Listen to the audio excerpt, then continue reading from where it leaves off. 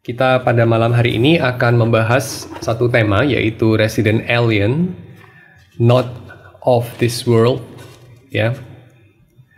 Jadi in this world but not of this world. Ada di dalam dunia ini tetapi bukan bagian dari dunia ini atau bukan berasal dari dunia ini. Nanti kita akan bahas itu bagaimana memaknainya. Sebelumnya mari kita terlebih dahulu membaca dari Daniel pasal yang ke-6, ayat yang pertama sampai dengan ayat yang ke-29. Darius, orang Media, menerima pemerintahan ketika ia berumur 62 tahun. Lalu berkenanlah Darius mengangkat 120 wakil raja atas kerajaannya. Mereka akan ditempatkan di seluruh kerajaan. Ia membawahi mereka. Diangkat pula 3 pejabat tinggi, dan Daniel adalah salah satu dari ketiga orang itu. Kepada mereka lah para wakil-wakil raja harus memberi pertanggungan jawab, supaya raja jangan dirugikan. Maka Daniel ini melebihi para pejabat tinggi dan para wakil raja itu, karena ia mempunyai roh yang luar biasa, dan raja bermaksud untuk menempatkannya di atas seluruh kerajaannya. Kemudian para pejabat tinggi dan wakil raja itu mencari alasan dakwaan terhadap Daniel dalam hal pemerintahan. Tidak mendapati alasan apapun atau sesuatu kesalahan. Sebab ia setia dan tidak didapati sesuatu kelalaian atau sesuatu kesalahan padanya.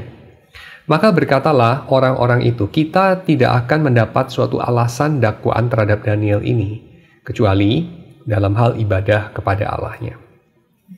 Kemudian bergegas-gegaslah para pejabat tinggi dan wakil raja itu menghadap raja, serta berkata kepadanya, "Ya Raja Darius, kekalah hidup tuanku. Semua pejabat tinggi kerajaan ini, semua penguasa dan wakil raja, para menteri dan bupati telah mufakat, supaya dikeluarkan kiranya suatu penetapan raja, dan ditetapkan suatu larangan, agar barang siapa yang dalam 30 hari menyampaikan permohonan kepada salah satu dewa atau manusia, kecuali kepada tuanku ya Raja, maka ia akan dilemparkan ke dalam gua singa. Oleh sebab itu ya Raja, keluarkanlah larangan itu dan buatlah suatu surat perintah yang tidak dapat diubah, menurut undang-undang orang Media dan Persia yang tidak dapat dicabut kembali." Sebab itu Raja Darius membuat surat perintah dengan larangan itu. Demi didengar Daniel bahwa surat perintah itu telah dibuat, pergilah ia ke rumahnya. Di dalam kamar atasnya ada tingkap-tingkap yang terbuka ke arah Yerusalem. 3 kali sehari ia berlutut, berdoa, serta memuji Allahnya, seperti yang biasa dilakukannya. Lalu orang-orang itu bergegas-gegas masuk dan mendapati Daniel sedang berdoa dan memohon kepada Allahnya. Kemudian mereka menghadap raja dan menanyakan kepadanya tentang larangan raja. "Bukankah tuanku mengeluarkan suatu larangan, supaya setiap orang yang dalam 30 hari menyampaikan permohonan kepada salah satu dewa atau manusia, kecuali kepada tuanku ya raja, akan dilemparkan ke dalam gua singa?" Jawab raja, "Perkara ini telah pasti menurut undang-undang orang Media dan Persia yang tidak dapat dicabut kembali."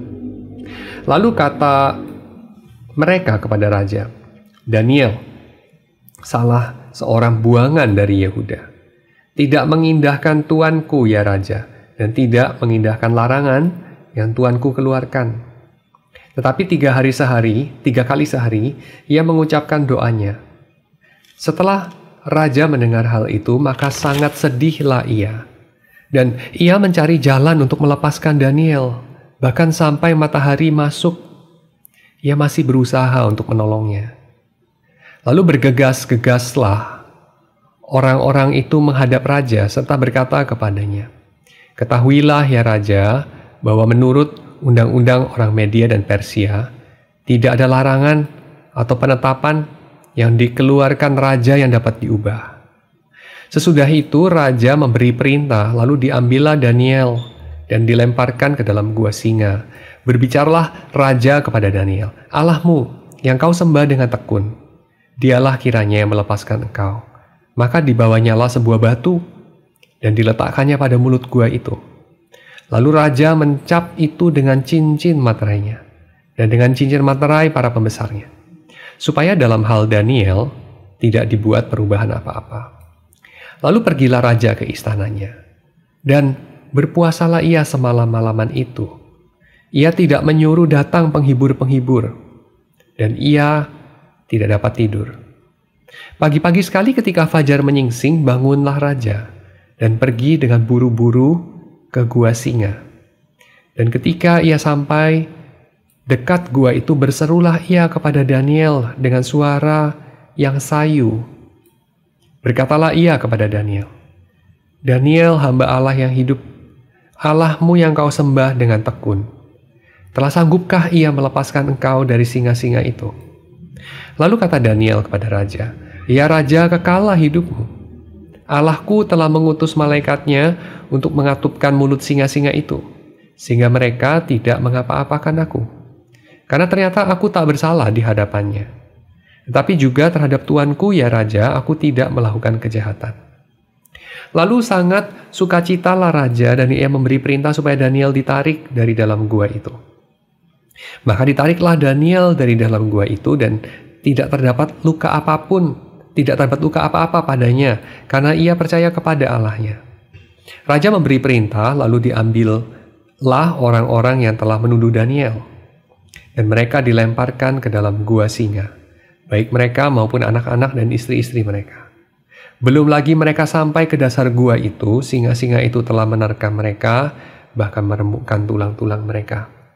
Kemudian Raja Darius mengirim surat kepada orang-orang dari segala bangsa, suku bangsa, dan bahasa yang mendiami seluruh bumi. Bunyinya, "Bertambah-tambahlah kiranya kesejahteraanmu.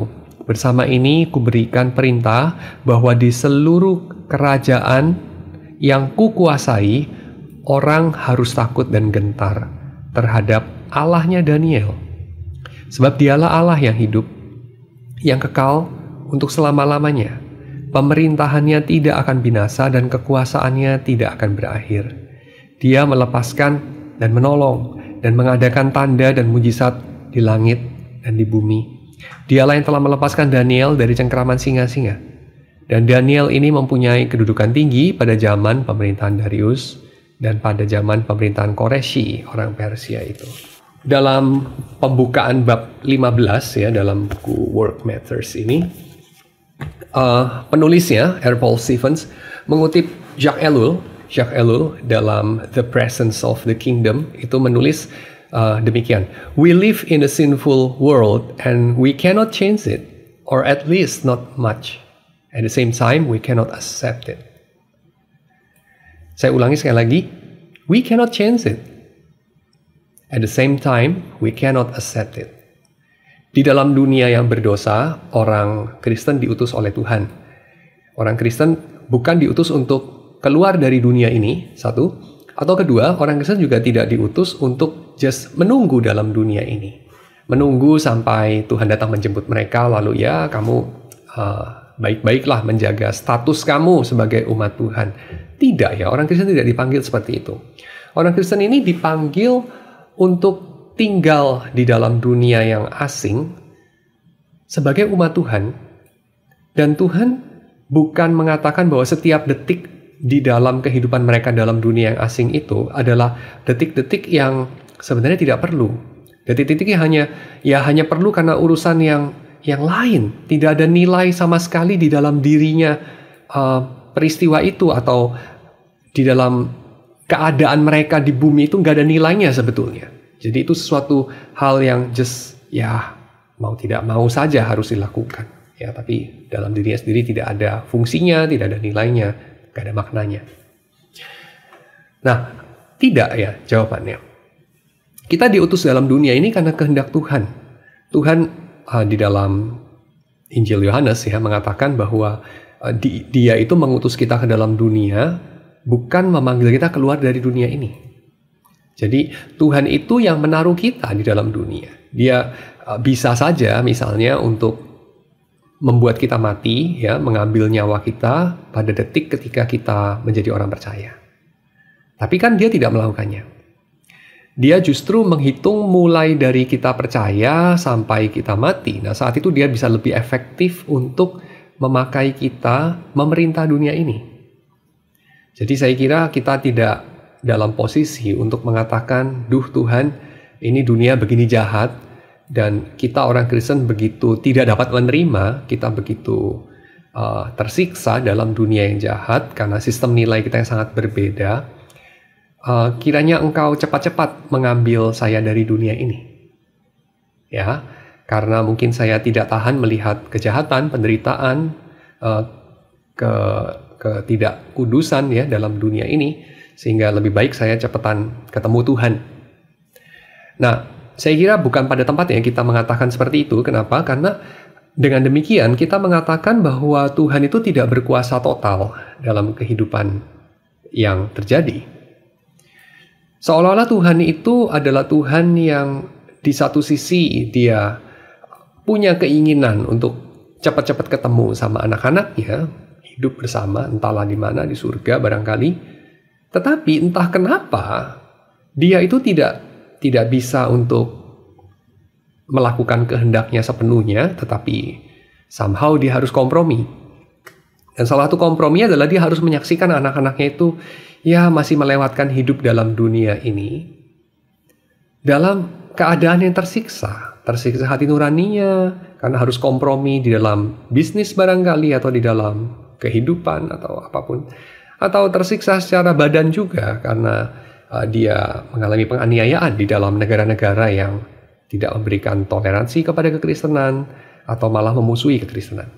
Ya, kita kemudian katakan, kalau kita katakan bahwa Tuhan itu agar cepat-cepat saja menarik kita keluar dari dunia, ya, kita sama saja dengan mengatakan bahwa Tuhan itu sebetulnya kehendaknya tidak terjadi di bumi.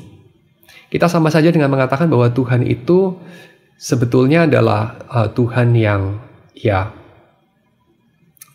ada punya kehendak, ada punya ketetapan, tetapi ketetapannya itu tidak selalu terjadi.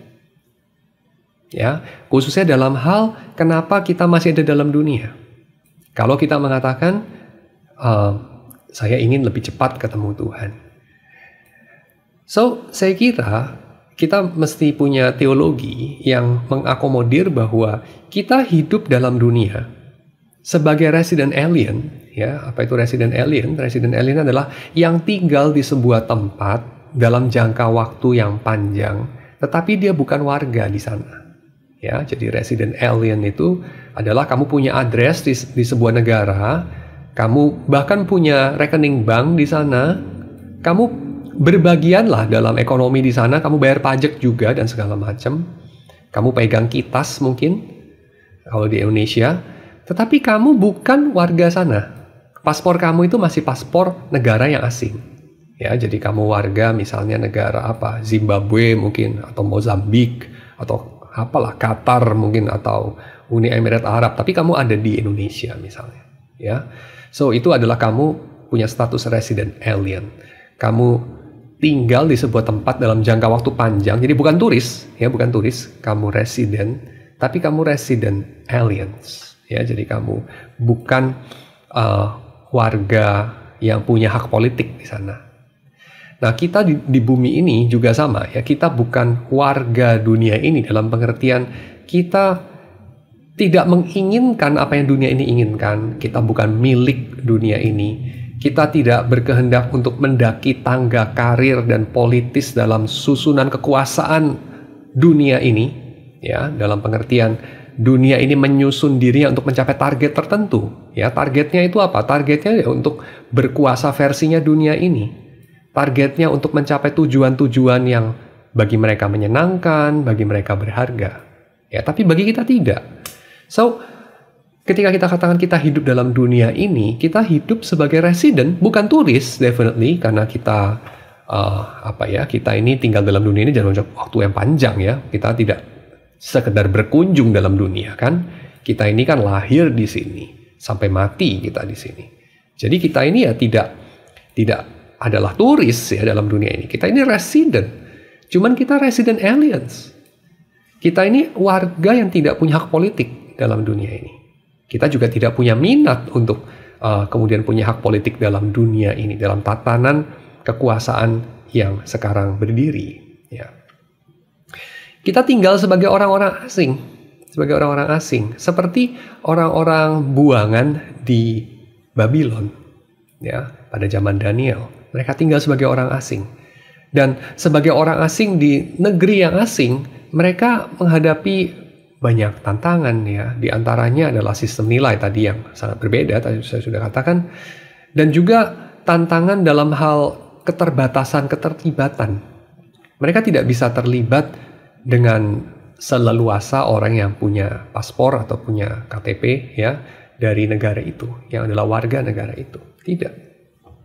Nah sama, kita sebagai orang-orang yang setia kepada Kristus, kita juga tidak punya keleluasaan seperti orang-orang yang lain yang bukan warga kerajaan Allah. Dalam dunia ini kita tidak leluasa untuk misalnya memakai cara-cara yang kotor misalnya. Kita tidak boleh berbohong misalnya.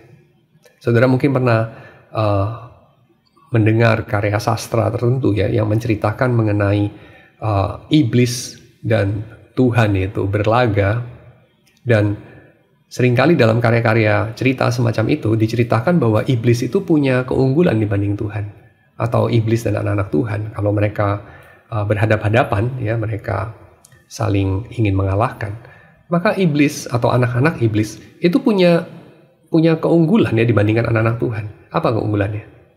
Mereka boleh memakai cara-cara kotor, mereka boleh untuk curang ya, mereka boleh berbohong. Sebenarnya anak Tuhan kayaknya terbatas banget, nggak boleh bohong ya, nggak boleh untuk pakai cara-cara curang. Nah, ini kan sesuatu yang merugikan sekali ya. Tapi kalau kita melihat ya, kenapa kita mengatakan itu merugikan, kenapa kita menganggapnya sebagai sesuatu keadaan yang kurang bebas, sebagai satu keadaan yang seperti kita ditempatkan dalam posisi yang lebih kalah, adalah karena kita menghendaki untuk berkuasa atau menang di dalam sistem dunia ini. Karena kita tidak menerima dengan serius kenyataan bahwa kita di sini walaupun resident, tetapi kita resident aliens. Kita tidak menerima kenyataan itu dengan serius. Ya. Jadi kalau kita masih menganggap bahwa anak-anak Tuhan itu punya satu kelemahan, punya satu keadaan yang lebih tidak menguntungkan ya dalam peperangan atau persaingan atau perlombaan ya dalam dunia ini, yaitu dia tidak boleh berbohong, tidak boleh menghancurkan orang lain, tidak boleh memakai cara-cara yang curang atau kotor. Maka saya kira kita tidak dengan serius bersyukur, menghargai, menerima kenyataan bahwa kita bukan milik dunia ini. Kita adalah milik Tuhan. Ya, kita tidak dengan serius mensyukuri itu dan menghayati itu. Kita barangkali masih menginginkan, masih ngiri ya sama anak-anak dunia ini. Kok mereka bisa ya punya keleluasaan, ya punya kemampuan, kebebasan untuk berlomba dengan cara-cara demikian.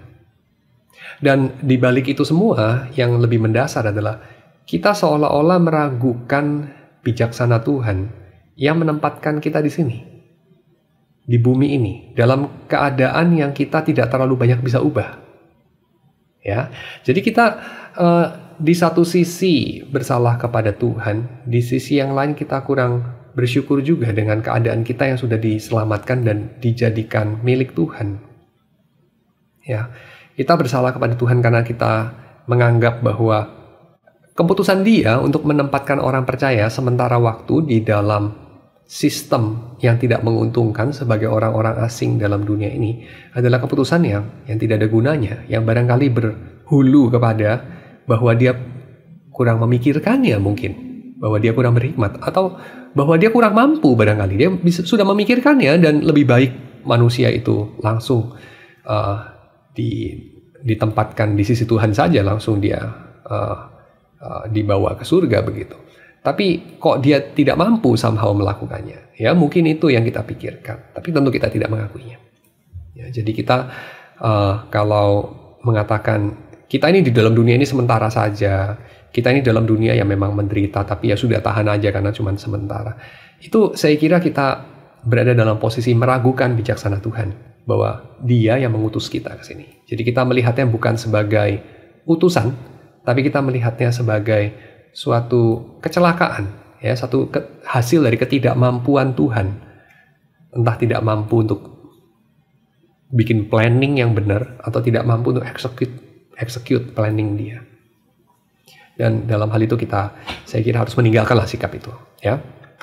Jadi kita harus menganggap dengan serius keadaan kita sebagai resident alien ini sebagai suatu panggilan, ya, sebagai satu panggilan, sebagai satu utusan. Tuhan mengutus kita di sini dalam dunia ini sebagai orang yang asing, seperti Daniel dan Sadrak dan Mesak dan Abednego. Ya, mereka itu diutus ke Babilonia. Tuhan yang mengirim mereka. Seperti juga bagaimana cara Yusuf memahami keadaannya. Yusuf itu dalam keadaannya di Mesir, dia dituduh dengan tuduhan yang palsu, lalu kemudian dipenjara karena itu, tidak tanggung-tanggung, sekitar 20 tahun dia dipenjara. Dan itu adalah keadaan yang sama sekali tidak menyenangkan. Ya, tetapi dia tidak menganggapnya sebagai sesuatu kecelakaan, ketidakadilan yang menimpa dia, tapi sebagai utusan. Tuhan mengutus dia ke sana. Tuhan yang mengirim dia ke Mesir. Tapi dia juga tidak mengatakan bahwa yang dilakukan saudaranya itu tidak apa-apa, ya. Jadi Yusuf itu juga bukan bilang kayak, oh, kamu menghendaki yang baik kok, saudara-saudaraku. Coba kamu dulu nggak cemplungin aku ke sumur. Sekarang kan aku nggak jadi Perdana Menteri. Ya, itu yang kamu lakukan tuh baik loh. Enggak, dia nggak ngomong itu. Dia mengatakan yang kamu lakukan itu jahat. Jahat sekali. Ya. Yang kamu lakukan itu sama sekali nggak bisa dibilang baik. Tetapi Tuhan yang mengirim aku. Nah, ini dua hal. Tuhan yang mengirim, Tuhan yang mengutus, Tuhan yang melakukan. Tapi di sisi yang lain, segala keadaan hidup manusia yang kita harus akui dalam realitasnya itu apa? Dan dalam hal ini, dalam realitasnya, Yusuf adalah korban iri hati dari saudara-saudaranya. Dan saudara-saudaranya kenapa bisa iri? Karena ketidakadilan yang ditimpakan kepada mereka oleh ayahnya Yusuf. Kenapa saudara-saudara Yusuf itu marah kepada Yusuf sedemikian sampai ingin membunuh dia? Itu salahnya siapa? Ada sebagian kecil salah Yusuf sih. Karena Yusuf juga suka pamer-pamer, ya. Dia bilang, aku dapat mimpi. Ngapain cita-cita mimpi seperti itu, ya? Aku dapat mimpi, nanti kalian akan menyembah kepadaku, ya, berkas-berkas gandum kalian menyembah kepada berkas gandumku. Dan itu sesuatu yang memicu kemarahan mereka, dikatakan dalam cerita itu. Jadi memang ada bagian kesalahan Yusuf, tapi ada juga bagian kesalahan ayahnya, lebih banyak itu. Ayahnya lah yang meletakkan Yusuf itu berhadapan-hadapan dengan 10 saudara yang lain. Ya, jadi tapi ayahnya ini kenapa begitu, ya? Kenapa si Yakub itu seperti itu? Saya kira sebagian adalah salah ayahnya juga, kakek mereka, yaitu salahnya Ishak juga. Kenapa Ishak begitu? Ya, kita bisa katakan mungkin itu juga salahnya Abraham. Jadi kalau kita rujuk terus ke belakang, itu selalu adalah salah dari orang yang mendahului mereka, sampai kepada salahnya Adam. Ya, so ini semua kalau dirujuk ke belakang, tentu kita bisa menuding salahnya si A, si B, si C. Ya, seperti kalau kita katakan, mengapa kita dalam dunia ini tidak bisa menjadi saksi yang efektif? Kenapa kita dalam dunia ini hidup dalam dosa? Kenapa kita dalam dunia ini tidak bisa mengasihi orang lain? Kita kenapa dalam dunia ini adalah orang yang tidak bisa bersyukur kepada Tuhan dan seterusnya? Kita selalu bisa menunjukkan telunjuk kita kepada si A, si B, si C, ya. Dan itu adalah sesuatu yang diakui di dalam Alkitab, ya, di dalam kitab Kejadian, dalam kitab Daniel juga. Ada orang-orang tertentu yang memang jahat, yang menyebabkan kita menderita ketidakadilan itu. Jadi itu bukan disangkali. Walaupun juga tentu kita harus mengakuinya secara lebih seimbang, ya, karena seringkali orang punya self pity yang membuat dia itu menyalahkan orang lain tanpa melihat balok di mata dia. Ya, itu tentu kita harus belajar dari perkataan Yesus. Tetapi setelah semuanya itu clear, saya kira tetap ada pengakuan, ya, seperti Yusuf itu tetap ada pengakuan bahwa memang ada orang-orang tertentu yang menjerumuskan umat Tuhan kepada satu keadaan yang tidak menyenangkan. Keadaan dalam dunia ini yang dia menerima diskriminasi, ketidakadilan, ya, marginalisasi. Ya. Tetapi itu hanya sebagian ceritanya. Ya, jadi sebagian ceritanya adalah mereka mengalami segala penderitaan dalam dunia. Dan sebagian cerita yang lain adalah Tuhan yang mengutus mereka ke sana. Tuhan yang mengutus Yusuf ke ke Mesir. Itu 100% benar. Walaupun 100% benar juga, saudara-saudara Yusuf yang menjual Yusuf ke Mesir. Yang dilakukan saudara-saudara Yusuf adalah 100% jahat. Walaupun kita bisa pahami. Mengapa mereka bikin yang jahat itu? Kita bisa pahami bukan berarti mereka benar. Kita bisa pahami adalah kita bisa pahami, itu aja. Ya, itu cukup wajar terjadi. Tetapi itu jahat. Dan kita berkata, kok yang seperti ini bisa terjadi dalam dunia? Nggak seharusnya seperti itu. Ya. Tetapi di sisi yang lain, Tuhan itu yang dengan aktif mengutus Yusuf. Itu Yusuf melihat dengan jelas. Dan saya kira pembaca cerita itu juga melihat dengan jelas bahwa Tuhan yang mengutus Yusuf ke Mesir untuk menyelamatkan satu bangsa yang besar. Demikian Tuhan yang mengutus Daniel ke Babylon. Saudara bisa bayangkan waktu Daniel pertama kali tiba di Babylon. Makan aja nggak bisa. Ya, makan aja itu makanannya banyak yang sudah dipersembahkan kepada dewa-dewa asing dan hewan-hewan yang tidak boleh mereka makan sebagai orang Yahudi. Ya, makan aja susah gitu. Apakah mereka kemudian mengeluh? Apakah mereka mengatakan, Tuhan kenapa engkau menempatkan aku dalam situasi ini? Tidak. Ya, karena mereka tahu siapa yang mengutus mereka ke sana. Tapi juga di sisi yang lain, apakah mereka bersikap seperti Pollyanna begitu ya, dan mereka mengatakan, oh ya kita di sini lebih enak kok, di Yehuda nggak lebih enak dari di sini. Which is benar juga sih memang, karena di Babylon saya kira memang negara yang lebih besar, lebih superpower, ya, dan juga lebih ada toleransi agama. Jadi mereka mungkin saja mereka menghadapi hidup yang lebih promising sebetulnya di Babylon ya. Tetapi secara kehidupan sebagai umat Tuhan, tentu mereka meratapi kehancuran Yerusalem.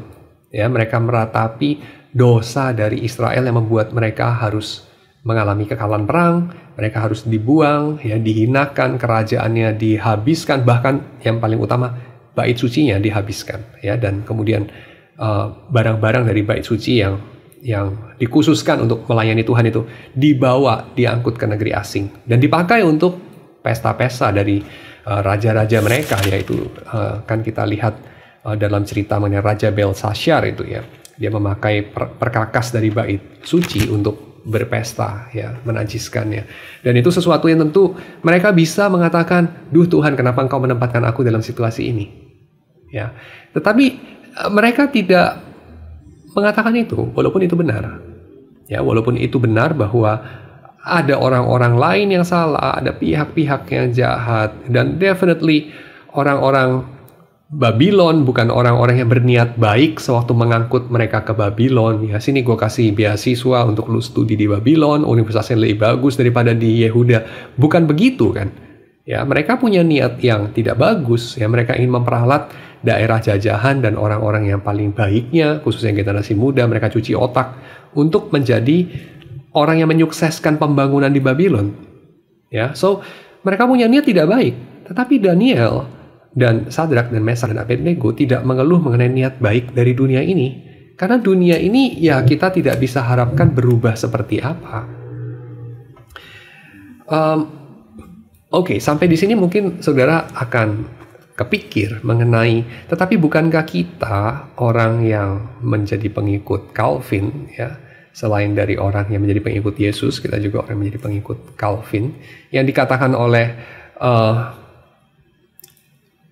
Richard Niebuhr, ya, sebagai punya ciri Kristus versinya Calvinisme itu ingin mentransformasi dunia ini. Ya, jadi Kristus itu tidak membiarkan dunia ini apa adanya, tapi menggaraminya, meneranginya, sehingga tidak sama lagi culture itu, kebudayaan itu tidak sama lagi, ditransformasi dia. Kita ada di dalam dunia, kita bukan bagian dari dalam dunia ini untuk mengubah dunia ini. Bukankah kita berada dalam posisi yang tidak pasif, yang aktif, kita mengubah dunia ini. Tapi saya kira itu hanya salah satu sisi ceritanya, karena ada satu sisi cerita yang lain. Satu sisi cerita yang lain adalah kalau kita lihat ya, perubahan yang terjadi dalam dunia ini sehubungan dengan hadirnya orang Kristen. Pertama, apakah selalu baik? Coba saudara pikir.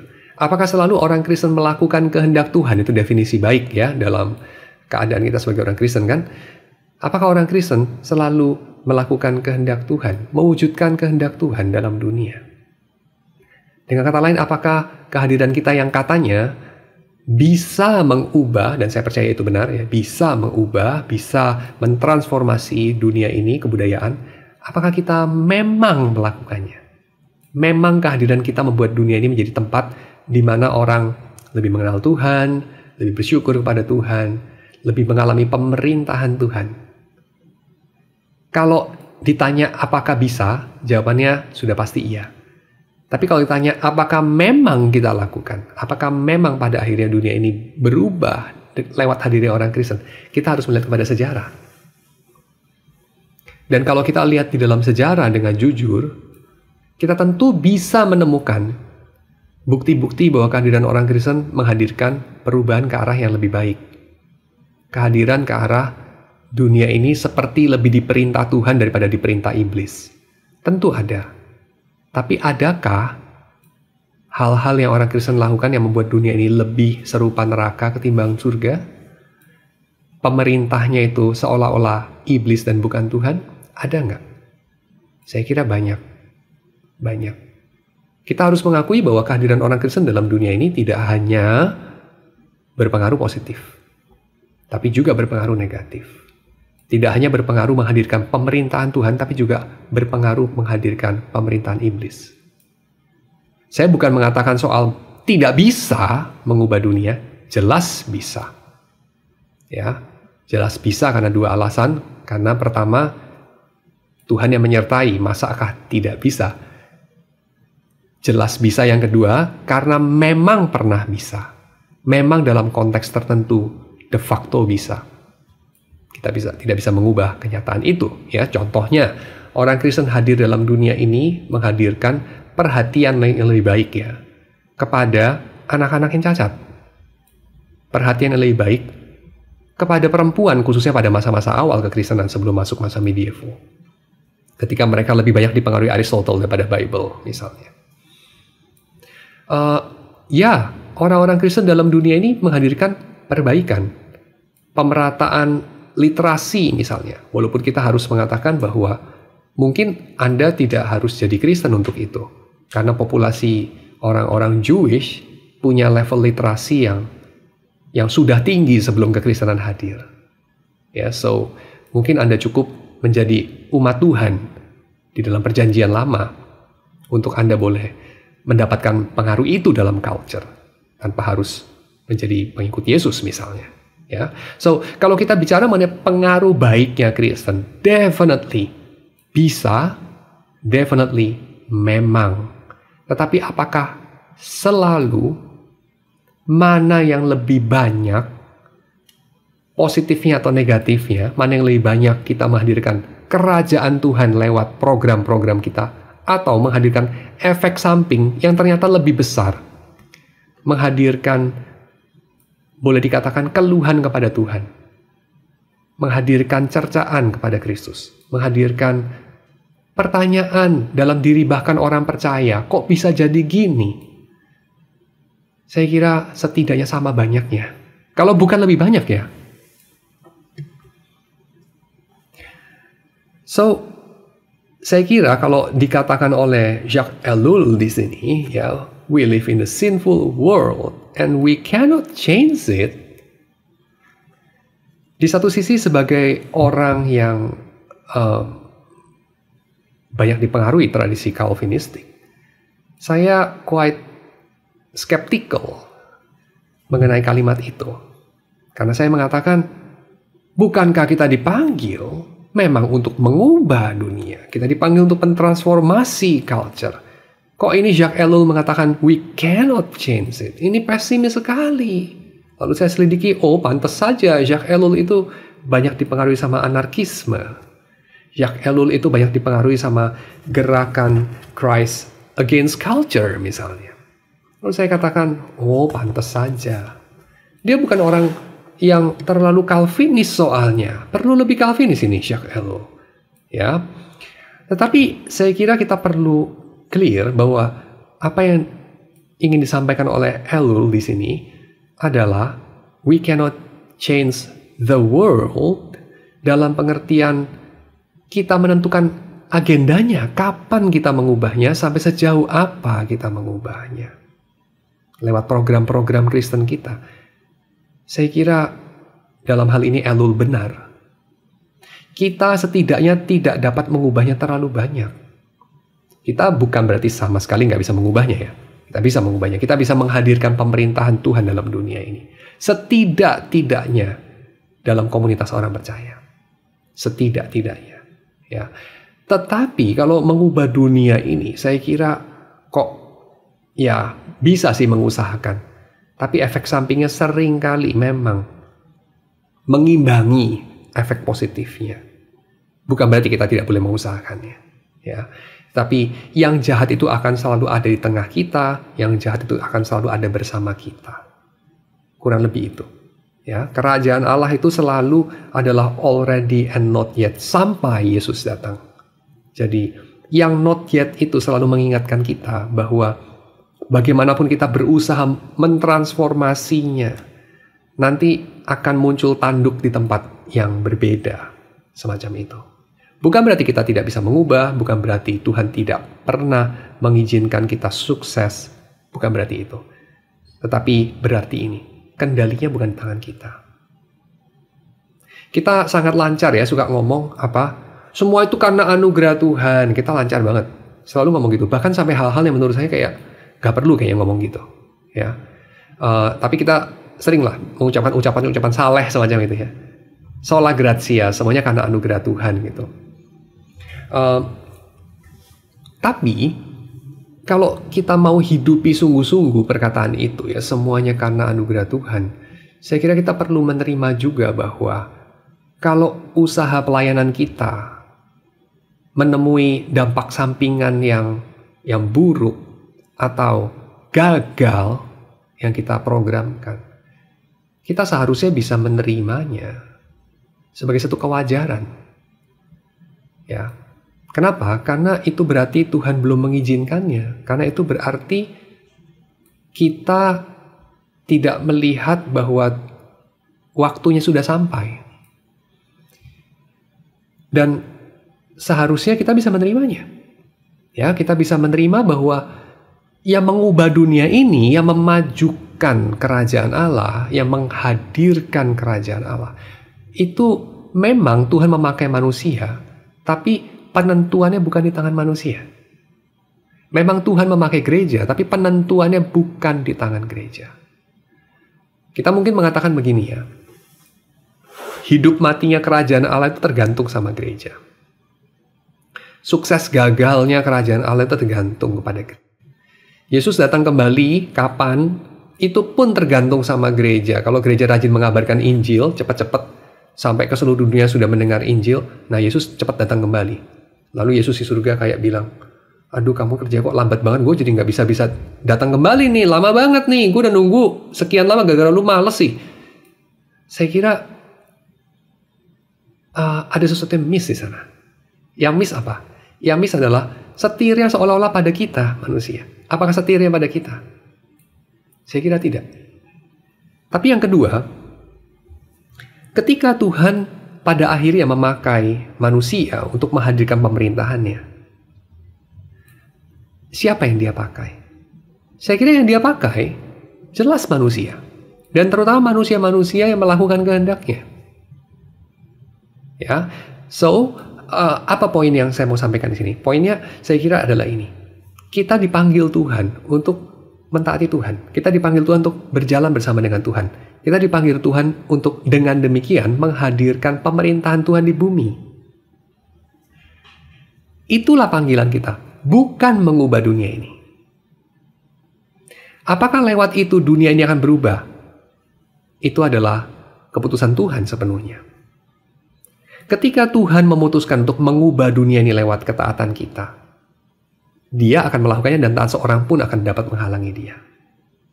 Dan Tuhan sudah melakukannya dalam hal misalnya penghapusan perbudakan misalnya. Perbudakan sudah ada di tengah kita beribu-ribu tahun.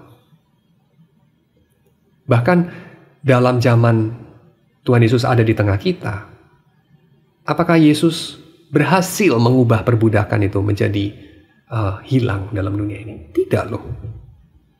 Bahkan dia tidak berusaha untuk mengubahnya. Tapi kalau kita pikir sejenak, apakah Tuhan menghendaki ada perubahan dalam hal itu? Apakah Tuhan menghendaki penghapusan perbudakan? Jelas iya. Dan kita bisa melihat indikasinya dalam bagaimana Tuhan itu memberikan legislasi mengenai bagaimana budak-budak Israel harus diperlakukan. Misalnya pada tahun ke-7 harus dilepaskan. Orang Israel sendiri tidak boleh menjadi budak. Bagaimana memperlakukan budak yang sangat berbeda daripada perlakuan kepada budak-budak oleh bangsa-bangsa asing yang bukan umat Tuhan. Orang Israel kalau misalnya lepas kendali, dia pukul budaknya, giginya copot, itu budak harus dijadikan orang merdeka. Menurut kamu ya, sampai pada zamannya jauh lebih maju setelah Torah, yaitu zaman orang Romawi kalau pukul budaknya sampai giginya copot, budak itu langsung otomatis jadi orang bebas nggak? Ya enggak lah. Ya mungkin kalau dia kurang ajar, dicopot lagi giginya satunya lagi itu sama orang Romawi itu. Ya, bahkan itu sampai zaman Romawi yang sangat maju. Sangat manusiawi, sangat bagus lah. Romawi itu boleh dibilang di antara bangsa-bangsa yang tidak mengenal Tuhan, yang paling hebat lah itu, paling humane, paling keren banget lah. Tapi ya gitu, Romawi.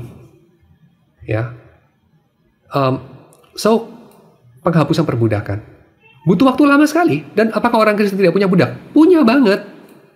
Termasuk orang yang merancang deklarasi kemerdekaan Amerika itu, yang mengatakan semua orang nilainya sama, Thomas Jefferson, dia juga punya budak. Menghapuskan perbudakan itu proses yang panjang dan lama sekali. Sampai ini hari saya kira masih ada orang hidup dalam eksistensi yang basically slavery. Banyak. Tapi apakah Tuhan tidak mengubahnya? Apakah Tuhan tidak berhasil memakai umat Tuhan atau orang-orang yang membenci dosa dan mengasihi keadilan dan kebenaran untuk menghadirkan itu, penghapusan perbudakan? Jelas Tuhan memakai mereka. Apakah sekarang sudah lebih baik keadaannya? Saya kira ya. Kita tidak boleh sepesimis itu sampai kurang bersyukur dan mengatakan tidak lebih baik, zaman itu makin buruk. Tergantung kamu lagi ngomongin apa. Kalau ngomongin soal perbudakan, saya kira zaman makin baik. Ya, gila apa? Zaman 300 tahun yang lalu itu manusia dikapalkan dari Afrika ke Amerika. Sampai di sana bisa mati sepertiga, mati setengah. Sekarang kan nggak lagi ada gitu. Terus kamu bilang sama aja. Kok sama bagaimana? Sama sekali nggak sama. Kita bisa simpulkan bahwa panggilan kita dalam dunia ini bukan untuk mengubahnya.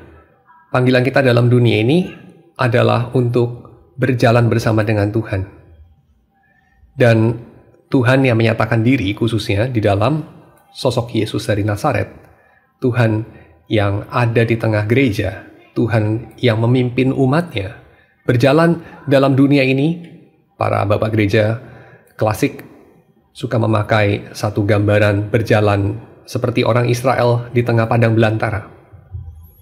Dan di tengah padang belantara itu mereka berkemah, mereka tinggal, tapi mereka bukan berumah di sana. Dan mengatakan bahwa dunia ini adalah padang belantara, saya kira kita perlu untuk memberikan satu kualifikasi tambahan ya. Yaitu apa? Yang dimaksud dengan dunia ini bukan adalah planet ini. Bukan planet bumi. Tapi dunia ini, dalam pengertian dunia sebagaimana dibangun, dunia sebagaimana dilanggengkan, dunia sebagaimana diadministrasikan oleh orang-orang yang tidak mengenal Tuhan. Orang-orang yang barangkali KTP-nya Kristen, tapi Tuhannya sebetulnya bukan Kristus. Dan itu tercermin dari cara mereka menghidupi hidupnya. Tuhan mereka barangkali adalah kekuasaan, uang, ketenaran, koneksi politik, atau apapun. Kerinduan hati mereka yang terdalam bukan Tuhan itu sendiri, bukan keadilan Tuhan terjadi di bumi. Kerinduan yang terdalam adalah mendaki tangga hierarki itu, seperti yang gambar di belakang saya ini. Ya, ini dibikin sama Anton, dipilih sama dia, bagus juga ya. Ini piramida ya, kayak piramida begitu, satu zigurat yang menandai kehidupan di Babel. Kehidupan di Babel yang megah, yang hebat, yang bagus. Dan semua orang ingin berlomba naik ke atas itu. Punya penthouse di atas sana. Tapi itu di Babel. Bukan berarti Anda tidak boleh bekerja, bukan berarti Anda harus menjauhkan diri dari kehidupan di kota di Babilonia. Bukan. Daniel ada di pusaran kekuasaan. Diceritakan di sini. Daniel itu menolong raja untuk menguasai daerahnya. Demikian juga dengan Yusuf. Dia ada di ring 1, dia ada di pusaran kekuasaan. Tapi pertanyaannya adalah di sini. Dalam cerita-cerita ini ya seringkali dipakai untuk justify bagaimana orang Kristen itu boleh loh untuk berkarir dalam politik, tentu boleh. Boleh loh untuk membangun bisnis, tentu boleh. Kalau pertanyaannya boleh nggak boleh ya, tentu boleh. Ya. Orang Kristen boleh loh ambisius, tentu boleh. Kalau pertanyaannya boleh dan nggak boleh, saya kira sedikit sekali yang jawabannya nggak boleh sih. Yang nggak boleh misalnya membunuh orang, itu nggak boleh. Ya, jelas-jelas menipu itu nggak boleh. Ya, dan seterusnya. Ya, tidak banyak sebetulnya yang benar-benar nggak boleh, gitu ya. Kalau pertanyaannya boleh nggak boleh. Tapi saya kira kita akan perlu untuk bertanya lebih lanjut. Kalau itu tidak dilarang oleh Tuhan, pertanyaan berikutnya, kamu lakukan untuk apa? Dan itu menunjukkan Tuhan kamu siapa. Ya, menunjukkan sesungguhnya kamu mengikuti siapa. Jadi kalau dikatakan di sini, Daniel itu ada di dalam pusaran kekuasaan. Daniel itu ada di ring 1, Yusuf ada di ring 1. Lalu saya kan boleh juga untuk berkarir dalam politik, untuk mendaki tangga itu, dan pada akhirnya ada di ring 1. Lalu kita mengutip cerita mengenai Daniel, Sadrak, Mesak, Abednego, cerita mengenai Yusuf untuk justify. Saya kira salah. Salah justification lewat cerita itu. Kenapa salahnya di mana? Salahnya di sini. Saya tanya, apakah Yusuf mendaki tangga karir politiknya? Apakah Yusuf melobi sebagai anggota partai kecil-kecilan dulu? Dia berkarir dulu dekat-dekat istana, dan seterusnya. Tidak loh. Daniel melakukan itu tidak? Tidak juga. Dia tidak mencari itu. Dia tidak mengusahakan itu. Dia just menjadi umat Tuhan yang setia di negeri asing. Itulah panggilan kita. Menjadi umat Tuhan yang setia di negeri asing. Dalam situasi kita. Dan disitulah kita bisa mengetahui apa yang harus dilakukan. Ini saya bukan mengatakan kita tidak boleh bermimpi besar, berambisi besar. Tapi kita harus bertanya, untuk apa? Apa yang kamu cari sebetulnya? Dan kamu harus jujur dengan itu. Jangan-jangan yang kamu cari adalah pengakuan bahwa kamu justified untuk hidup. Yang kamu cari adalah satu ketenangan hati bahwa kamu dalam hidup yang cuma sekali ini toh pada akhirnya melakukan sesuatu dan bukan tidak melakukan apa-apa. Kamu mungkin mencari justifikasi untuk kamu punya eksistensi. Itu aja. Kamu ingin mendaki tangga itu. Dan orang-orang dalam dunia mendaki tangga itu. Dan kamu berlomba dengan mereka. Bedanya mungkin badge kamu Kristen. Dan saya kira itu tidak sama dengan mengikut Kristus. Tidak sama dengan berjalan bersama dengan Tuhan. Tapi Musa itu kan ada di ring 1, Pak. Musa memperjuangkan itu enggak? Setidaknya setelah dia bertemu dengan Tuhan di Sinai, apa dia memperjuangkan itu enggak? Apakah itu keinginan dia? Saya kira bukan. Keinginan Musa adalah dia bagaimana menghidupi panggilannya sebagai umat Tuhan. Bagaimana menghidupi keadaan dirinya secara individu yang melihat Tuhan sementara umat yang lain tidak secara langsung begitu. Dia berespon pada itu. Dia bukan punya keinginan untuk gua pengen jadi Musa. Saya teringat satu kalimat yang membuka sebuah buku memoir dari seorang yang dikasih gelar yang paradoksikal oleh majalah Time. Ya, 2 kali dia jadi cover di majalah Time. Stanley Howard Woss. Dia membuka memoir dia dengan satu kalimat. Saya, Stanley Howard Woss, tidak berencana untuk jadi Stanley Howard Woss. Ini kalimat yang separuh melucu sebetulnya ya. Saya Stanley Howard Woss tidak tidak berencana untuk, atau tidak menyangka, atau tidak ngimpi, atau tidak mengusahakan, semacam itulah, untuk jadi Stanley Hauerwas, bos. Itu bukan planning saya. Maksudnya dia apa? Maksudnya ya kayak, intinya ya, gua sekarang ini kayak teolog, dikatakan teolog terbesar di Amerika katanya, versi majalah Time. Terus dia bilang, itu gelar apaan sih teolog terbesar di Amerika itu? Itu apa nggak oksimoron ya, teolog terbesar? Kayaknya kategori yang nggak bisa diperdamaikan itu. Aneh sekali ya, kok bisa ada teolog terbesar.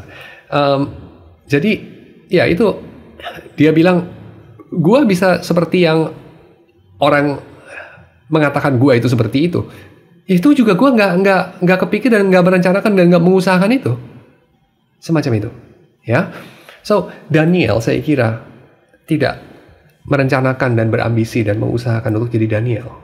Yusuf juga begitu, Musa juga begitu, Daud juga begitu. Coba kamu pikir, Daud itu apakah waktu jadi gembala dia mimpi, gue mau bikin startup namanya Kerajaan Israel Incorporation. Tuhan ada di sebelah gue mau mewujudkan. Enggak kan? Ya. So, saya kira panggilan kita bukan mewujudkan target yang kita tetapkan sendiri, even yang kita pikir Tuhan tetapkan buat kita. Tapi panggilan kita adalah menjalani panggilan kita. Tugas kita adalah menjadi orang Kristen. Tugas kita adalah berjalan bersama dengan Tuhan. Saya kira itu aja. Dan berjalan bersama dengan Tuhan itu menghendaki kita ngapain, kita bisa tahu dari situasi kita.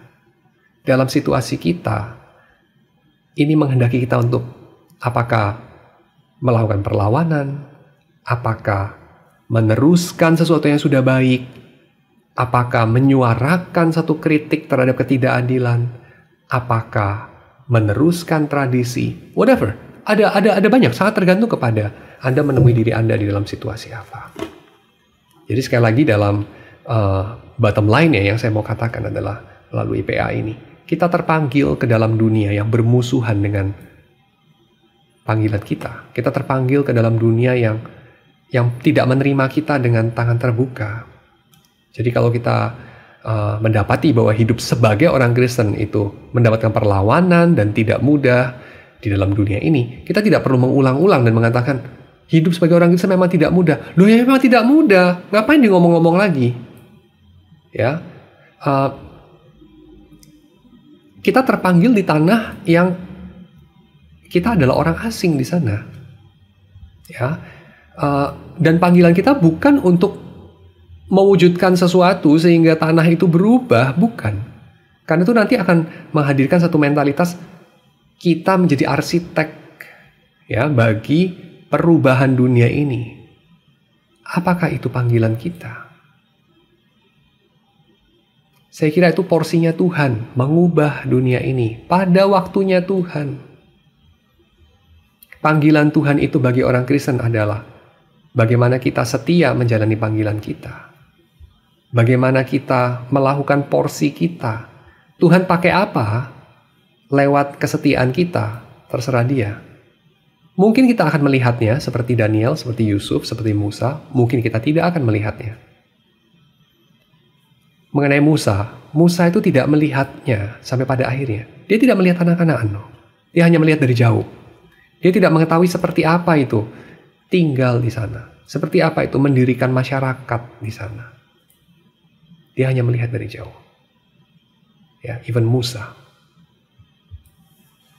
Jadi saya kira panggilan kita bukan mengubah dunia ini. Walaupun bukan berarti kita tidak bisa mengubah dunia ini. Walaupun bukan berarti kita bukan garam dan terang dalam dunia. Kita jelas adalah garam dan terang. Tapi bukan bagian kita untuk menjadi arsitek dunia ini. Untuk mengubahnya sesuai dengan keinginan kita yang baik sekalipun. Bukan. Ya. Soalnya apa? Soalnya pertanyaan paling mendasarnya. Memangnya kamu tahu ya apa yang baik buat dunia ini? Untuk kamu wujudkan. Bahkan kalau kita bawa ini kepada ranah gereja, memangnya kamu tahu ya apa yang baik untuk gereja, untuk kamu wujudkan. Inilah yang saya kira ya dikatakan oleh Bonhoeffer dalam Life Together. Waktu dia mengatakan musuh dari komunitas Kristen adalah idealisme Kristen. Idealisme itu apa? Ada satu ide. Ada satu ideals yang saya tahu harusnya gereja tuh itu yang terjadi. Tapi kok enggak ya? Yuk kita bikin program, kita wujudkan ini. Pertanyaannya, lu kok tahu idealnya itu yang benar? Tahu dari mana lu? Oh, dari Alkitab dong. Ini kalau jawabannya dari Alkitab dong, kayaknya udah langsung close discussion. Ya udah pasti benar. Karena Alkitab pasti benar. Alkitab sih pasti benar. Pembacaan lu mengenai Alkitab pasti benar nggak? Kan enggak. So, Christian ideals of community. Dalam hal ini, Christian ideals of cultural engagement. Christian ideals of the world as it should be. Dunia ini mestinya begini. Nih, gue orang Kristen, gue baca Alkitab, ini gue tahu nih, dunia harus kayak gimana. Emangnya Alkitab ngomong dunia harusnya kayak gimana sedemikian konkret untuk kamu wujudkan ya? Itu pertanyaan yang harus kita pikirkan baik-baik. Supaya kita tidak terjatuh menjadi orang-orang seperti orang-orang komunis, orang-orang sosialis. Yang mereka itu merasa tahu masyarakat itu harus gimana. Mereka bikin program, mereka wujudkan. Kalau ada yang nggak nurut, disikat. Supaya jalan untuk mewujudkan program itu lancar. Saya udah punya blueprintnya, saya tinggal wujudkan aja. Yang saya butuhkan apa jadinya? Kalau orang Kristen kita akan bilang, penyertaan Tuhan, perkenan Tuhan. Itu bahasa rohaninya. Tapi sebenarnya apa sih yang dituju dari perkenan Tuhan, penyertaan Tuhan? Saya kira satu loh, power. Bedanya kita sama orang-orang dunia ini cuma itu aja. Kalau orang dunia ini yang namanya power, dari duit, dari senjata, dari rayuan perempuan barangkali. Tapi kalau orang Kristen, selain 3 itu ditambahin dari Tuhan katanya. Tapi sama yang dituju dari Tuhan itu, power. Kenapa? Goalnya saya tahu kok. Yang saya butuhkan untuk mencapai goal ini cuma power. Saya kurang power aja. Lalu kita bilang apa? Inilah mandat budaya. Is it? Really? Christian idealism kamu mau wujudkan? Bukan berarti nggak boleh. Pertanyaannya, do you know the idea? Do you know good and evil? Do you really know good and evil?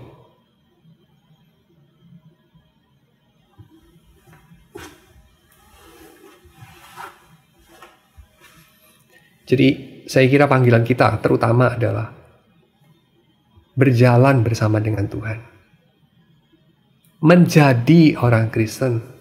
Be a Christian. Ya. Tapi kita seringkali agak kelewatan, kita ingin mengubah dunia ini seolah-olah kita udah tahu mau diubah kemana. Really, you know. The whole scenario, ya, the whole story. Enggak, saya kira enggak. Kita enggak tahu the whole story. Kita hanya tahu bagian kita. Kita hanya tahu dalam situasi kita. Dan itu cukup jelas. Dan itu memang butuh keberanian, memang butuh power, memang butuh hikmat Tuhan, penyertaan, dan seterusnya. Tapi jelas bukan the big plan. Ya, so. Nah, ada 5 hal yang kita perlu untuk lihat ya, breakdown sedikit untuk menyimpulkan bagian ini. Daniel yang dipanggil ke Babilonia, ya, diutus ke Babilonia bersama dengan Sadrak, Mesak, dan Abednego. Waktu dia menghidupi kehidupannya day to day, ada 5 hal yang kita perlu perhatikan dalam cerita ini. Yang pertama, dia melakukan kompromi. Loh, orang Kristen masa boleh kompromi? Ya, tapi Daniel itu melakukan kompromi juga. Kompromi untuk hal yang dia boleh kompromi. Kompromi itu ya just kompromi. Kompromi itu bukan otomatis kamu berdosa. Kompromi untuk hal yang esensial itu berdosa. Ya, melakukan yang jahat itu berdosa. Tapi kompromi untuk hal yang simply kontekstual, fine-fine aja. Ya, orang yang nggak bisa kompromi, terlalu kaku, ya orang yang kepingin seluruh dunia nurut sama dia. Saya kira kemampuan untuk kompromi ini keterampilan sosial yang baik. Ini bukan kompromi hal yang buruk ya, kompromi hal yang masih tolerable. Dalam pasal pertama ayat 20, Daniel itu dicatat ya melakukan kompromi, tapi kompromi yang masih acceptable. Dalam tiap-tiap hal yang memerlukan kebijaksanaan dan pengertian yang ditanyakan raja kepada mereka, didapati bahwa mereka 10 kali lebih cerdas daripada semua orang yang berilmu dan semua ahli jampi di seluruh kerajaannya. Kompromi dalam hal apa? Kompromi dalam hal mereka bekerja sama dengan raja, dengan penguasa dari Babilonia. Penguasa yang kafir, ya, yang menghancurkan bait suci mereka loh. Ya, jadi mereka, Sadrak, Mesak, Abednego, Daniel, membantu raja itu dalam programnya. Itu komprominya. Ya. So, yang kedua, mereka bergantung kepada Tuhan, dan Tuhan yang mereka bergantung adalah Tuhan atas sejarah. Pasal 2 ayat 28. Pasal 2 ayat 28. Tapi di surga, ini dikatakan Daniel kepada Raja Nebukadnezar, tetapi di surga ada Allah yang menyingkapkan rahasia-rahasia. Ia telah memberitahukan kepada Tuanku Raja Nebukadnezar apa yang akan terjadi pada hari-hari yang akan datang. Mimpi dan penglihatan-penglihatan yang Tuanku lihat di tempat tidur adalah ini. Ya, lalu kemudian dia menceritakan apa mimpi dari Nebukadnezar. Daniel itu mengikuti menyembah Tuhan yang dia katakan sebagai Tuhan yang memberikan penglihatan, Tuhan yang memberikan hikmat, dan Tuhan yang memimpin sejarah di sana. Bahkan sejarah dari sebuah bangsa yang asing, bangsa Babilonia. Ya, jadi Nebukadnezar itu dikasih mimpi sama Tuhannya Israel. Kamu bisa bayangkan. Jadi Tuhannya Israel ini bukan Tuhan lokal, ya, hanya berkomunikasi sama umatnya doang.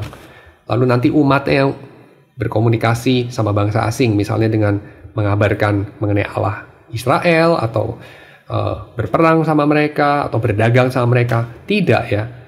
Tuhan itu sendiri bisa langsung kasih mimpi kepada raja asing. Ya, so ini adalah Tuhan atas sejarah. Dan Daniel bergantung kepada Tuhan yang seperti itu.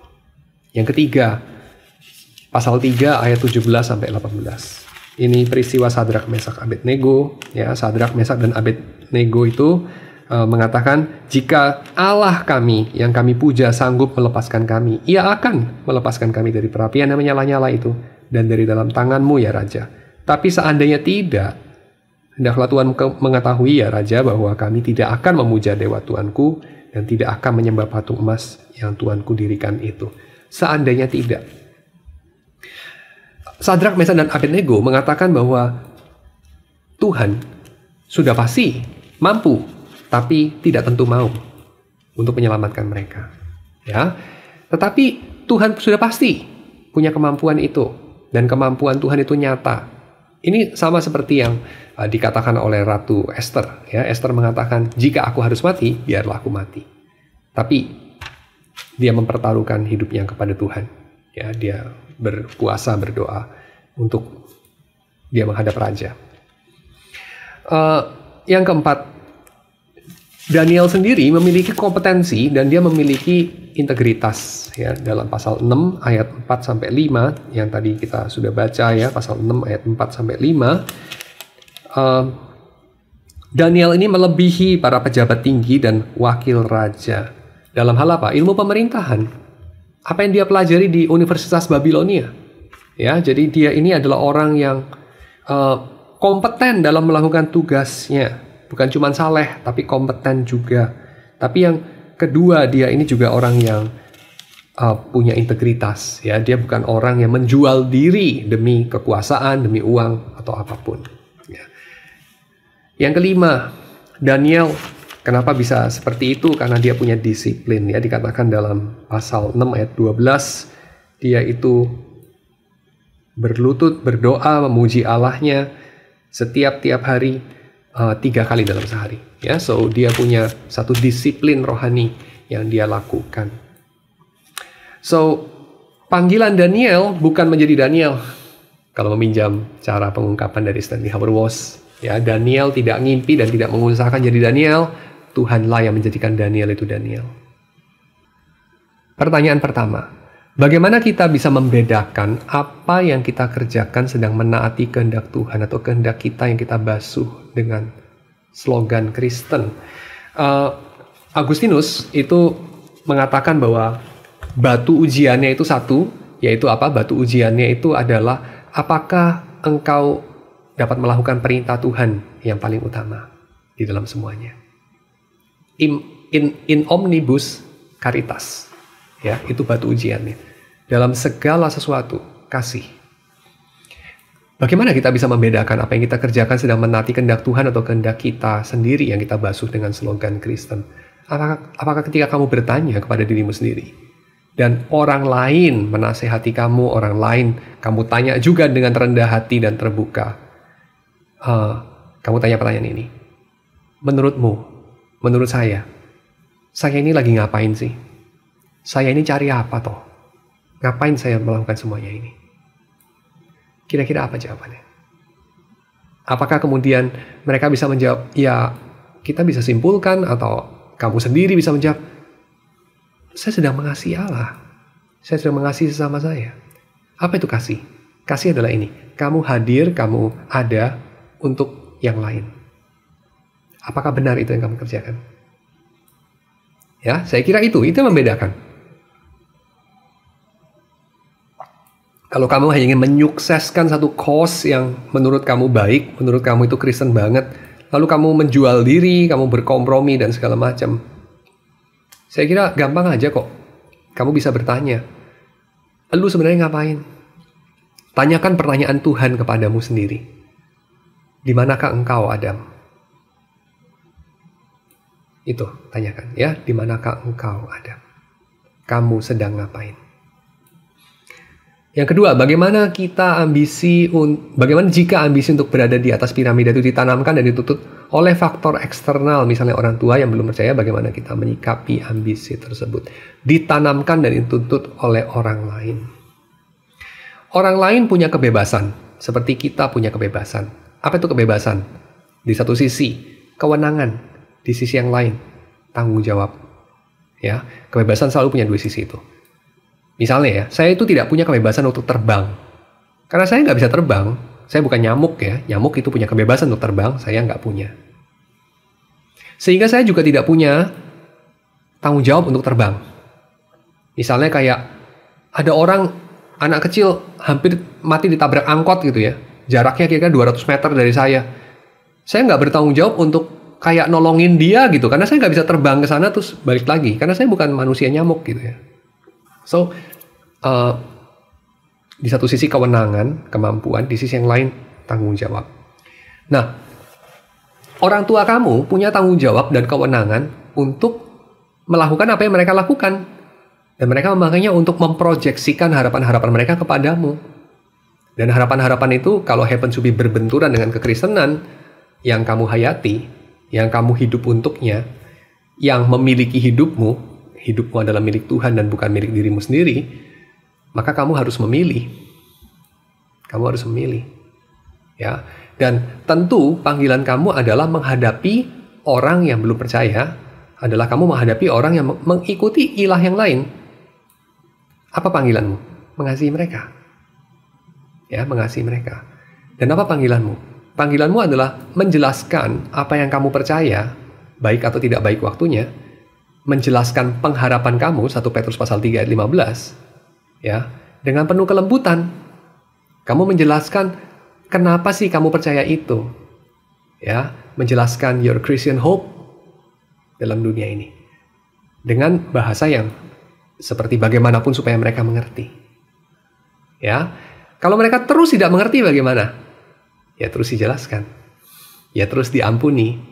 Ya terus kita bertahan di dalam posisi yang bagi kita adalah panggilan Tuhan. Itu aja. Ya, nggak ada cara lain. Hidup itu saya kira selalu ada dialektika. Selalu ada tension. Ya. Oke. Yang ketiga, bagaimana, tapi of course ya, ambisinya itu kita masih lihat dulu ya, nggak tentu ambisi itu salah kan. Ya, jadi ini sangat tergantung kepada situasi khususnya. Ya. Dan kenapa kita juga misalnya antipati terhadap dorongan yang ambisius itu? Jangan-jangan karena kita malas aja sih. Jangan-jangan karena kita memang lebih kepengen enak-enakan.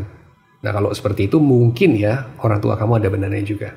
So, ya ini of course kita harus kritis bukan hanya kepada orang tua kita tapi juga kepada diri kita sendiri. Ya. Jadi tidak mentang-mentang kayak kita Kristen kita benar gitu ya. Enggak. Itu juga. Bagaimana mengaitkan konteks hidup yang diberikan Tuhan dengan kehendak Allah secara pribadi? Contoh, ahli waris seseorang raja yang harusnya bisa berperan besar dalam memerintah dengan baik tapi merasa terpanggil jadi petani. Oke, ya.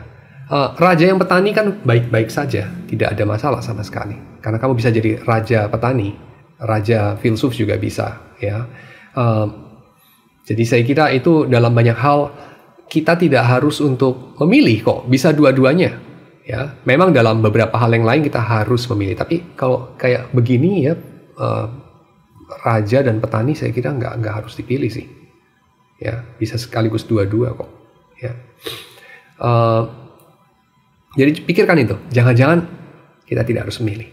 Jangan-jangan bisa dilakukan keduanya. Karena manusia itu panggilan ya, namanya menjalani panggilan. Saya kira kita harus paham begini. Panggilan tidak sama dengan profesi. Ini orang suka salah mengerti. Pak, panggilan saya apa ya Pak ya? Panggilan saya itu jadi dokter atau insinyur. Aduh, yang kamu tanya itu bukan panggilan itu profesi. Kalau profesi ya boleh, yuk kita bicara. Ya, tapi jangan pakai istilah panggilan, itu bukan panggilan. Ya, panggilanmu itu ya jadi manusia. Panggilanmu itu sebagai manusia, ya ini mengasihi Allah dan sesama.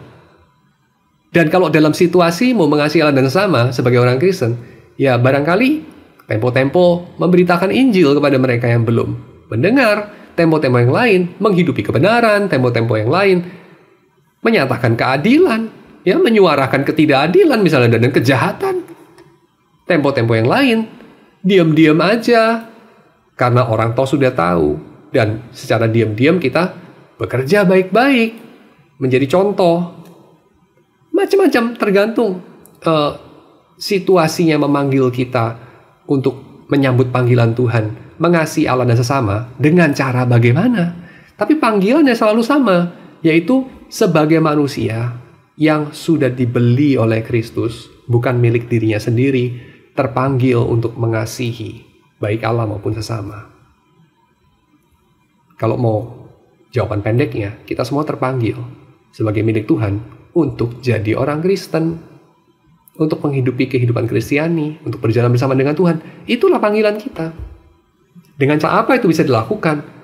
Ya, barangkali dalam masa kamu umur, let's say, umur 15 sampai dengan umur 25 adalah dengan belajar baik-baik misalnya. Pada saat kamu umur 25 sampai 30 barangkali menjadi dokter yang baik misalnya. Tapi antara umur 31 sampai 35 barangkali bukan menjadi dokter, barangkali menjadi pengusaha. Ya oke juga. Barangkali umur 35 sampai 40 mungkin alih profesi jadi musisi misalnya. Ya barangkali.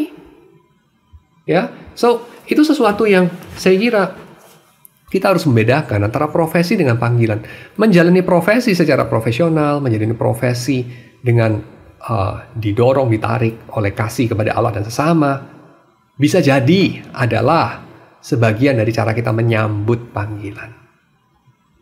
Tetapi jangan katakan profesi itu adalah panggilan, ya nggak sama itu. Karena panggilan bisa dilakukan lewat berbagai profesi, bisa lewat ganti-ganti profesi juga, bisa lewat beberapa profesi paralel. Coba saya tanya, Daniel itu profesinya apa toh? Panggilannya apa? Ya panggilannya jadi umat Tuhan di Babel. Apa profesi Daniel?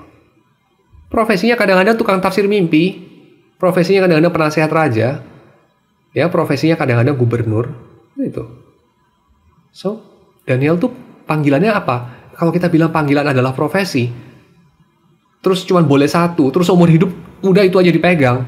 Lalu kalau beralih profesi namanya tidak setia pada panggilan, lari dari panggilan, kecuali alih profesinya jadi pengkhotbah gitu ya. Masuk sekolah teologi nggak pernah dibilang, kamu lari dari panggilan ya sebagai matematikus, kamu lari dari panggilan sebagai dokter atau pengacara. Nggak pernah kan?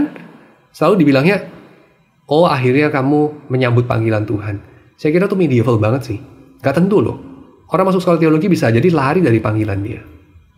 Ya, lari dari panggilan untuk misalnya apalah, jadi seorang yang mengurusi kantor, ya misalnya gitu ya, atau mengurusi pemerintahan misalnya. Karena dia pusing di sana terus dia jadi hamba Tuhan gitu ya, masuk sekolah teologi. Mungkin saja itu dia lari dari panggilan Tuhan. yang memanggil dia dalam situasi yang berbeda. Oke, tapi again, profesi bukan panggilan. Profesi hanya, ya profesi, salah satu cara barangkali untuk kita menjalani panggilan kita. Nomor 4, jadi panggilan kita bukan kejar hasilnya, tapi just kerjakan apa yang kita pikir baik dengan terang Alkitab yang semampu pemahaman kita yang kita akan yang ideal. Again, saya agak gatal dengan istilah yang ideal, tapi mungkin yang baik. Iya, oke. Jadi ini semacam Christian ideal. No, saya against Christian idealism yang siap direformasi. Kalau idealisme kita salah, kita harus siap diubah. Tapi hal ini bukan berarti kita tidak bergerak untuk mengerjakan misi target project transformasi dalam dunia ini.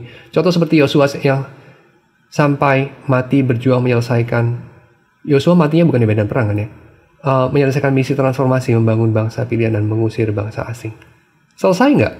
Terusir nggak bangsa asing? Nggak selesai kok.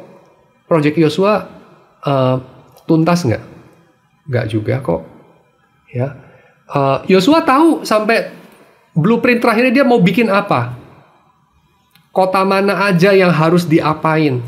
Bikin sumur di mana, bikin rumah di mana, segede apa, bentengnya di mana. Tuhan kasih tahu Yosua itu?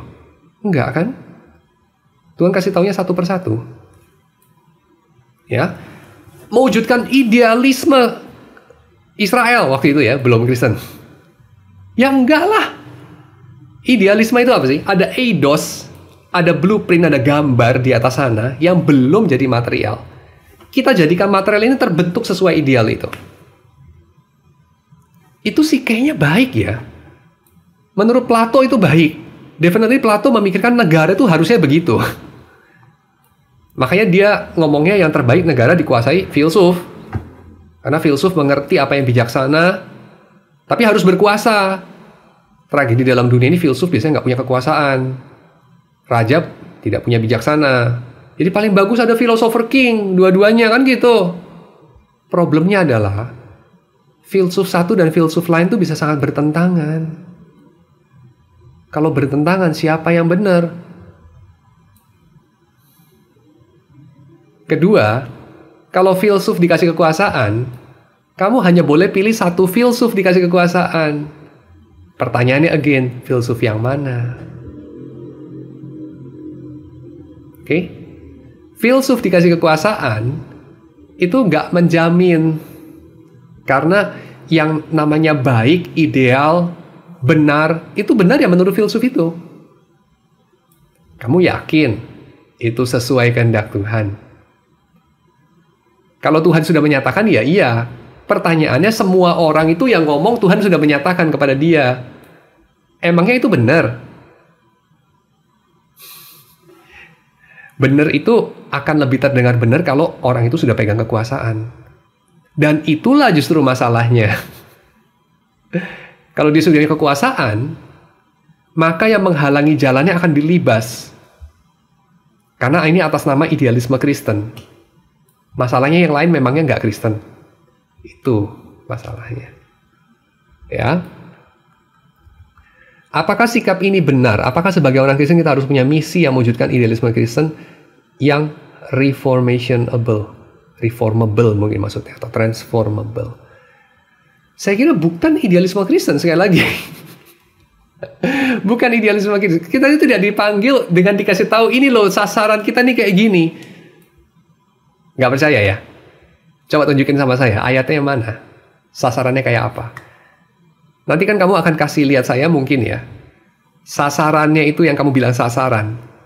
Itu bukan konkret. Misalnya, masyarakat yang adil makmur. Loh, masyarakat adil makmur itu kan ya just masyarakat yang adil makmur. Adil makmur kan bisa banyak cara. Konkretnya kayak apa? Itu bukan ideal loh. Adil makmur itu bukan ideal. Itu arah. Jangan salah. Karena adil tuh bisa 1000 cara. Adil makmur bisa 1000 cara. See? Masyarakat yang shalomik itu banyak cara. Yang mana? Kalau ideal, itu satu ideal aja, satu gambaran. Eidos itu ya sudah konkret. Di atas sana tapi. Modelnya, moldnya eidos itu. Masalahnya, emangnya Alkitab kasih kita ya eidosnya kayak apa? Enggak menurut saya sih. Atau mungkin saya salah baca. Kamu kasih lihat saya ayatnya. Ya. Yang kelima. Apa maksudnya Daniel nggak coba jadi Daniel? Apakah maksudnya Daniel nggak mikir atau coba jadi diri sendiri? Bukan. Maksud saya nggak coba jadi Daniel seperti yang kita bilang Daniel kan kayak gini ya nak. Kamu coba jadi Daniel. Daniel yang kita puja-puja lah saja gitu. Daniel yang udah jadi dalam tanda kutip. Daniel yang udah jadi panutan. Daniel nggak coba jadi itu. Dengan kata lain, Daniel yang kita sudah mengalami, yang kita sudah jadikan idealisasi. Daniel itu tidak berniat untuk jadi Daniel ideal. Itu poin saya. Bukan dia nggak mau jadi diri sendiri, bukan. Tapi kayak Daniel ini kan kita kenali kayak apa sih? Lihat tuh Daniel menasehati Nebukadnezar, penasehat raja 3 generasi. Kerajaan boleh berganti, Daniel tetap Daniel, kan gitu ya. Kayak kalau di Amerika, presiden boleh ganti-ganti, Billy Graham tetap Billy Graham, kan gitu kan. Dari zaman siapa itu Billy Graham ya? Jimmy Carter sampai ke Barack Obama juga dia masih ada dan seterusnya. Let's say, misalnya seperti itu. So, Daniel tidak kepingin jadi Daniel, menurut saya. Jadi Daniel hanya berjalan bersama Tuhan, dan Tuhan yang bikin Daniel jadi Daniel. Exactly, seperti itu. Nomor 6. Bagaimana mengecek diri kita? Apakah kita ini yang terlalu pasif dalam menjalani panggilan atau sudah cukup aktif dalam dan inisiatif mengerjakan panggilan? Oke. Ngobrol lah sama teman-teman. Ngobrol lah dengan suasana yang jujur, ngobrol dengan suasana yang terbuka, ya, ngobrol lah sama orang. Dan dalam obrolan tentu juga kamu harus membuka Alkitab lah. Kamu harus mensaturasi dirimu dengan kisah-kisah Alkitab. Apakah kamu menghidupi narasi Alkitab? 7. Bagaimana mengasihi dunia yang harsh terhadap gereja Tuhan? Exactly itu yang Daniel lakukan, itu yang Yusuf lakukan, itu yang gereja Tuhan lakukan selama mereka belum menempati posisi yang enak sebagai agama negara ya. Itu yang mereka lakukan dalam 300 pertama kehadiran mereka di Eropa. Sewaktu gereja itu negara itu harsh sama gereja ya. Romawi dan juga komunitas Yahudi itu harsh sama gereja. Walaupun nggak selalu sih. Jadi kayak penganiayaan itu memang sih 10 kaisar Roma itu punya sejarah gelap dengan orang Kristen, mereka menganiaya orang Kristen. Tapi ya bukan kayak orang Kristen tiap hari dianiaya, yang enggak sih. Ada masa-masa mereda kok. Ya, ada masa-masa menghebat ya. Jadi ya memang enggak kayak tiap hari gitu ya, tiap tahun itu yang enggak. Tapi ya mainly mereka itu dimarginalkan dan mengalami ketidakadilan, dan ya bisa dikatakan Romawi harsh terhadap gereja, definitely. Dan bagaimana itu gereja mengasihi Romawi? Ya melakukan apa yang baik buat Romawi, apa yang baik buat, lebih tepat ya, buat sesuatu yang konkret sih. Jadi bukan kayak buat negara ini, buat kemajuan bangsa, itu abstrak banget lah. Yang lebih realistis, yang lebih konkret dilakukan adalah mereka mengasihi orang-orang di sekeliling mereka. Mereka mengasihi musuhnya, mereka mengasihi orang-orang yang menganiaya mereka mengasihi tetangga-tetangga mereka yang orang Romawi. Bukan supaya mereka jadi Kristen, tapi karena mereka sesama manusia aja. Ya, dan orang Romawi melihat dari sikap orang-orang Kristen sesuatu yang mereka nggak lihat, nggak jumpai pada siapapun, and yet mereka melihatnya sebagai sesuatu yang menarik, dan memang itu yang mereka tunggu, itu yang mereka butuhkan, itu yang mereka rindukan jauh dalam hati mereka. Ya, dan sejarah akhirnya menyaksikan kekaisaran Romawi itu akhirnya bertekuk lutut terhadap Raja Yesus Kristus. Ya. Tapi justru sejak saat itu ya, sejak muncul imperial theology, ini istilah dari Eusebius ya, imperial theology, teologi kekaisaran itu. Jadi kalau kaisar nurut sama Tuhan, mengikuti hukum Tuhan, dia diberkati dan akan sukses. Ya, terus mulai muncul ide mengenai kekaisaran Kristen, ya, Christian Empire dan segala macam. Dan mereka memang mewujudkan itu. Nah, mulai saat itu gereja saya kira mulai decline, ya. Sudah mulai post-Christian era. Post-Christian era itu tidak sama dengan post-Christendom era ya. Kalau post-Christendom era ya mungkin masa-masa kamu bilang mulai sekuler ya, mulai Aufklärung, Enlightenment itu sudah mulai. Post-Christendom era, kerajaan Kristen kehilangan kekuasaan. Tapi post-Christian era mulai dari tahun 313 saya kira ya, Edict of Milan, Romawi mulai friendly sama Kristen. Lalu mulai pemimpin gereja main mata sama kekuasaan. Lalu mereka mulai jadi anjing dan corong dari penguasa. Lalu mulai mereka lebih mencintai kekuasaan dan segala yang dunia ini cintai, ya, prestige dan segala macam, daripada Tuhan. Lebih mencari perkenan kekaisaran Romawi daripada perkenan Tuhan. Ya, Kaisar Yesus udah ya cuman jadi KTP aja. Kaisar Romawi, nah itu the real power. Nah, mulai saat itulah terjadi post-Christian era saya kira. Jadi abad keempat ya, bukan abad ke-17 atau abad 18 atau abad 20, 21 enggak. Tapi mulai dari abad keempat saya kira. Oke, so bagaimana mengasihi dunia yang harsh terhadap gereja? Ya, dengan jadi diri kamu, dengan jadi orang Kristen gitu aja. Jadi panggilan kita bukan menaklukkan mereka kok. Panggilan kita bukan membuktikan apapun. Tidak. Panggilan kita bukan membuktikan apapun. Panggilan kita menjadi. Just be a Christian. Itu aja. Jadilah orang yang diampuni. Jadilah orang yang dikasihi. Jadilah orang yang dipanggil oleh Tuhan yang semacam itu. Yang wajahnya kamu lihat dalam Yesus. Itu panggilan kamu. Apakah berhasil menaklukkan dunia? Itu urusan Tuhan. Bisa berhasil, bisa gagal.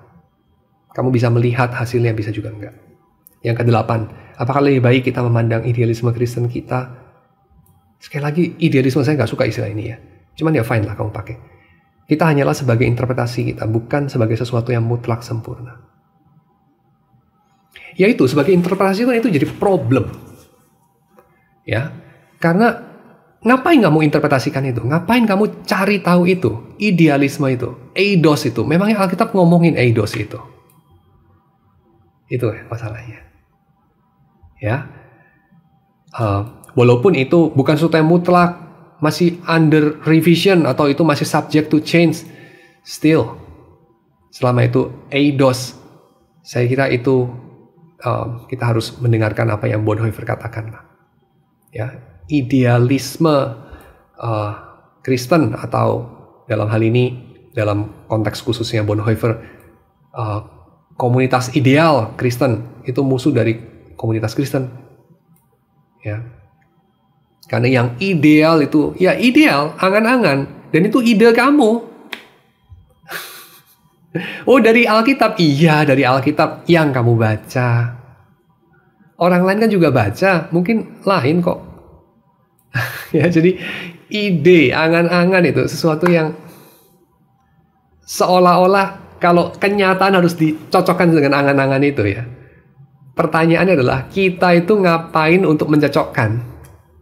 Itu nanti mirip dengan orang yang, aduh rumah saya ini udah bagus ya, udah ukurannya semua sesuai. Tapi anak saya ini gendut, gak bisa masuk ke rumah itu, pintunya sempit. Gak apa-apa dibacok aja tangannya, biar bisa masuk dengan mulus. Karena rumah saya ini udah sempurna, sayang anak saya terlalu gendut. Ya dibacok aja tangannya, masuk dia. Jadi kejam kita. Nah itulah dia, Christian idealism, whatever idealism, permulaan dari neraka. Ya,